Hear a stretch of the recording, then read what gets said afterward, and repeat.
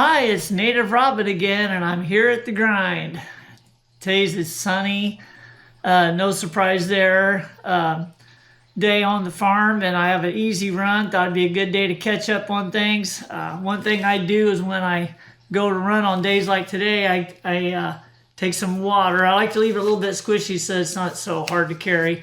I have a little fanny pack. Don't judge me on that. And then I got my bifocals and my Climacool Adidas hat. And on really super hot days, I'll wet that hat down just to keep some coolness on top of my head, because you lose a lot of your heat when you run out the top of your head.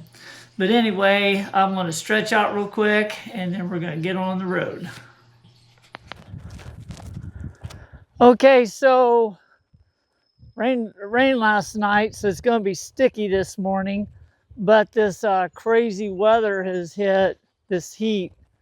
Now, it's July. It's supposed to be 90 degrees. So I don't want people, I hear a lot of people online talking about how, oh, climate change. This is Indiana. It's supposed to be 90 in July and August. These are the two hottest months of the year. So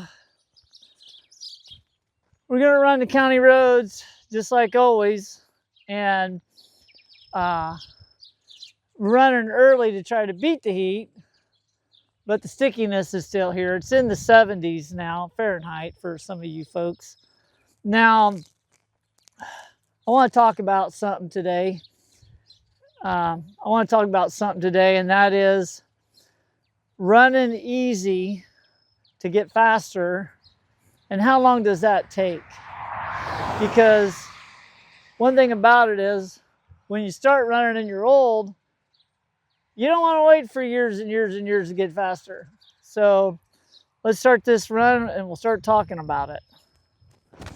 Okay, like I said, we got 5.5 miles to run, easy. That's cool. This is part of the trials and tribulation of having a YouTube channel, and you can't afford to pay someone else to videotape you. So, but anyway, quick shot of these bean fields. Look at that. Remember that one video I showed you? They were just little tiny sprouts. So, you know, I watch these videos online, and God love them. I mean, I've been running slow for 6 years. Well, I started running, well, I guess July of last year. I was only 62 then. I don't want to wait till I'm almost 70. So I focus on the 5K for now. I can keep my mileage, my weekly mileage, kind of low. And it just works for me. Now, I run slow 3 days a week. That's plenty. It still accounts for 70% of my mileage. So that's good enough. But we'll say this, I push it a little. I do push it a little. I usually run with my heart rate upper 130s to 140, low 140s. It's working, you know. Now, my next race is in a few weeks, July 25th. At the Christmas in July race. And my projected time is like 22:50, which I want to break 23. It's my 1-year anniversary of starting to run. Now, I started running, and my projected time was 34:56. So that's what I've done in 12 months. 12 minutes. So is running up in the 130s to 140s, low 40s, is that wrong? Is that not slow enough? I mean, walking from the house to the county road, it gets in the 110. So I don't know. I wonder if when you get older and your heart rate comes up quicker, if our zone 2 is a little different. I don't know. Now, I always say on my channel, I'm not a coach. I just want you to benefit from my mistakes. That way you don't have to make them. But this seems to be the one thing that's working. I've recently found a couple of channels that's saying, hey, it's okay to push it. So that kind of made me feel better.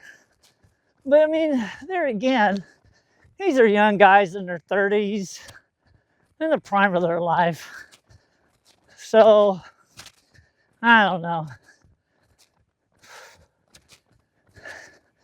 I will say this, even on the days I run intervals or tempo runs, I always start off with a mile and a half easy, and end with a mile and a half easy. So I'm still getting easy runs on my fast days. So anyway, I just wanted to talk about that briefly. Running slow to get faster is different for seniors, well, masters runners, because I don't want to wait till I'm 70 to finally be fast, and then my body says, no, you're 70, you're not going to be fast. That's kind of like a kick in the head. So looking at my time progression, now I'll be 64 in November, and the U.S. Nationals Masters for the 5K on the road is usually around this time of the year, I think, and I'll still be 64. So I'm going to try. I'm going to see what I can do. I'm going to go. I think the U.S. record's like 1905. Hey, if I can cut, 10, 12 minutes off my time in a year, can I cut another 3 minutes and be competitive? Go for it. Why not? But, I kind of hate that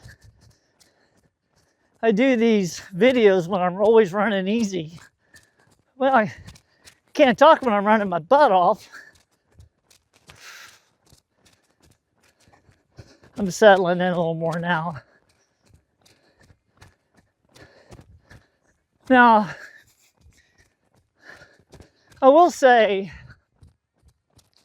when I run fast, my intervals are just above race pace to just below race pace in progression to get my legs used to working. And I like it because it builds confidence. Like if I'm out here running, to run my projected time, I can more run like, I'm gonna shoot for 7:20 mile pace. That'll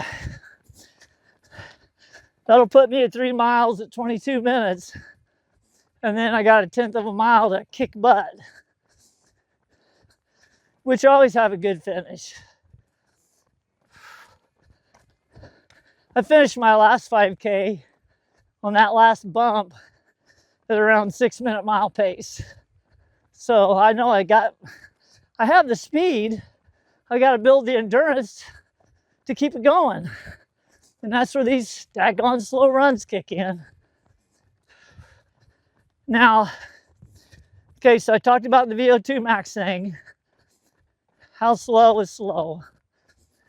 Now, the other thing is my Garmin Connect. Every time in this heat, I run a slow, easy run, it kicks my VO2 max down. It says, oh, you're slowing down. It's not taking into account the weather, the heat, anything. And so I asked ChatGPT about it, and it basically told me that. And then, but it did say that once you start running again and decent weather and stuff, it'll come back up. It shot right back up. So I quit worrying about VO2 max on my slow runs. Because every time I run a fast run, it shoots right back up. But my VO2 max was like 34, I think, when I first started, 34, 35-ish. I'm a little over 44 now. I'm hoping by race day, I'll be able to nudge it up to 45. Heart rate 137, Garmin's telling me. That's okay. In this heat, so I guess I need to just say, don't be afraid to push your slow runs just a hair.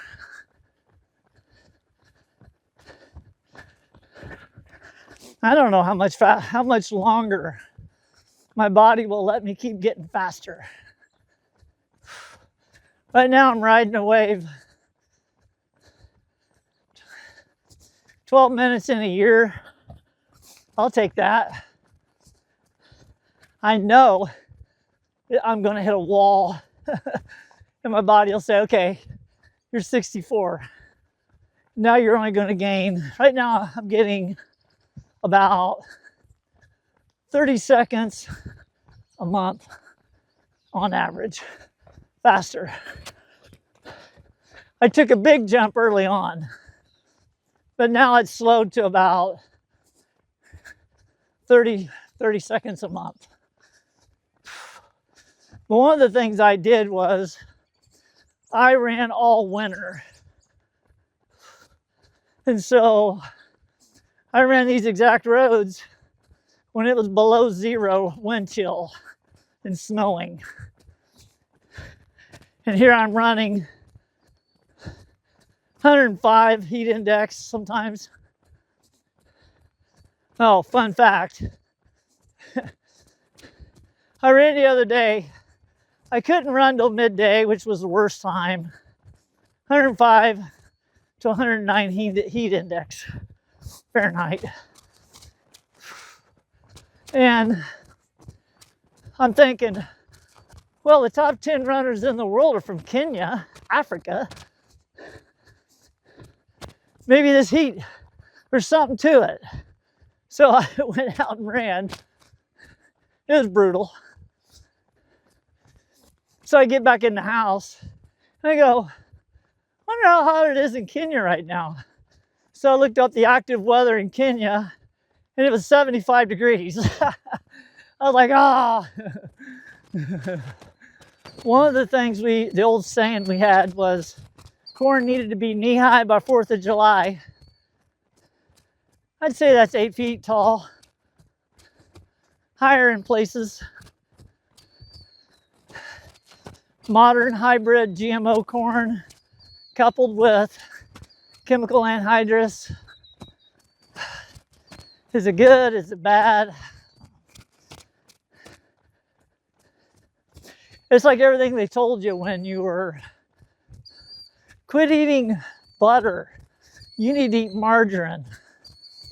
And then 20 years later, well, actually, margarine is not that good for you. You should eat butter. Then they got everybody in the country drinking skim milk because, well, milk fat was bad for you. I was raised on whole milk. And now they're like, actually, whole milk's actually pretty good for you. Skim milk is not that good. Fun fact, humans are the only mammals that drink the milk of other animals. And we're the only mammals that drink milk after we're weaned. That kind of gives me that ooh factor. Ew. So I don't drink that much milk. Plus, if you saw industrial dairy, cows don't necessarily have a great life. So this road is called Prince William Road. It's that diagonal road. And it got called Prince William because it goes all the way. It used to go to a little town called Prince William.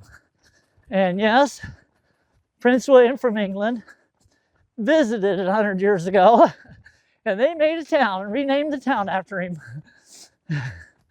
So, little Indiana history. I think the only thing left is a couple ounces now. You know, on my channel, I stress, and I stress because I did it. Consistency over time. Get out and run. My activity calendar on Strava listed 29 days out of 30. I was either in the gym or running. Now, one other thing that Run does is every fourth week is a deload week. So I only run 4 days that week. Half mileage too. I think that's super important. I always feel so vitalized when I come back on that fifth week. And then for 3 weeks it ramps up again. And then deload week. Well, for me, being on an 8-week training block for a race, that works perfect because my deload week would have been a deload week anyway for a taper week for the race. So I'm going to stick with the training plan. I'm going to run 5 days a week, go to the gym 2 days. I'm going to run year round. And who knows where we're going to be come next year on time.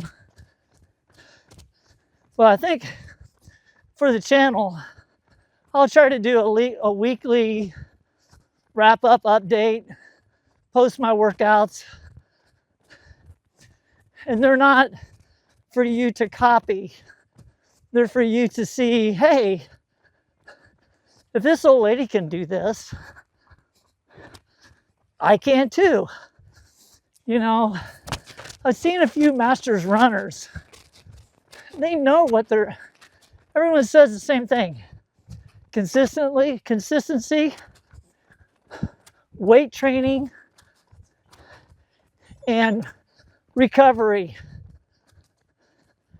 Yeah. 12:55 on that last mile. This heat's beautiful. It's warming up fast. Got a car coming, so I had to switch sides. So yeah, those, as a masters runner, focus on that. Consistency, recovery, easy runs. Oh, another thing. When I get crappy sleep, I just don't have the energy.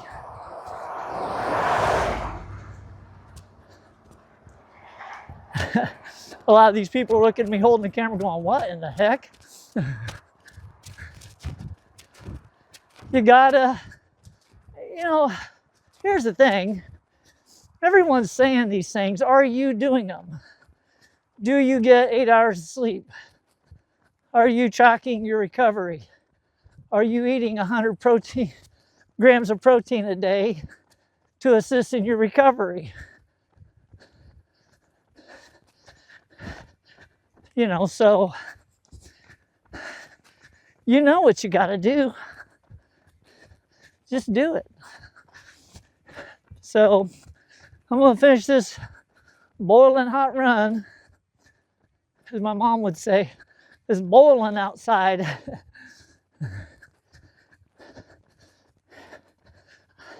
Thanks for coming along this far. And until next time, this is Robin Lee, and I'm at the grind.